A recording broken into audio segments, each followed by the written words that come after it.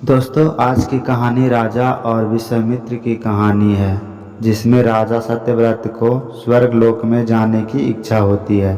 दोस्तों, इस कहानी को सोने के समय में सुने, क्योंकि अगर आपको नींद ना आ रहा हो तो इस कहानी को सुने, आपको नींद अवश्य आएगी। तो चलिए दोस्तों, शुरू करते हैं आज की कहानी।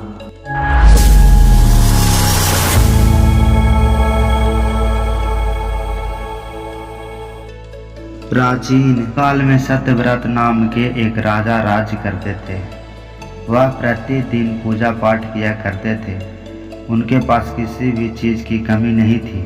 वह धन दौलत से लेकर हर प्रकार की सुविधा से समृद्ध थे। हालांकि इसके बावजूद भी राजा की एक अभिलाषा थी, जिसे वह पूर्ण की चाह रखते थे। दरअसल राजा सत्यव्रत को किसी प्रकार से स्वर्ग लोक जाने की इच्छा थी। वह अपने जीवन में कम से कम एक बार स्वर्ग लोक के सौंदर्य को देखना चाहते थे, लेकिन उन्हें उसका मार्ग नहीं पता था। इधर दूसरी तरफ ऋषि विश्वामित्र अपनी तपस्या के लिए घर से बाहर निकले। चलते चलते वह अपनी कुटिया से काफी आगे चले गए थे। काफी समय बीत गया, लेकिन वह नहीं लौटे। इस कारण उनका परिवार भूख और प्यास से तड़प रहा था। राजा सत्यव्रत को जब यह पता चला तो उन्होंने ऋषि विश्वामित्र के परिवार के पालन पोषण की जिम्मेदारी ले ली। कुछ समय बाद जब मुनिवर लौटे तो वे अपने परिवार को कुशल देख काफ़ी प्रसन्न हुए। उन्होंने पूछा कि उनकी अनुपस्थिति में किसने उनकी देखभाल की। इस पर ऋषि के परिवार वालों ने बताया कि राजा ने उनके पालन पोषण की जिम्मेदारी उठाई थी। यह सुनकर ऋषि विश्वामित्र तुरंत राजमहल पहुँचे और राजा से मुलाकात की।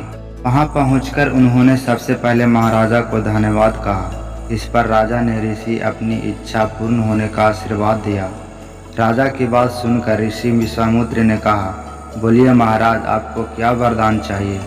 तब महाराजा ने कहा, हे मुनि, मुझे एक बार स्वर्ग लोक के दर्शन करने हैं। कृपया करके मुझे वहां जाने का वरदान दें। राजा की प्रार्थना सुनकर ऋषि विश्वामित्र ने एक ऐसा रास्ता बनाया जो स्वर्ग लोक की ओर जाता था। यह देख राजा सत्यव्रत बहुत खुश हुए। वह तुरंत उस रास्ते पर चल पड़े और स्वर्ग लोक पहुँच गए।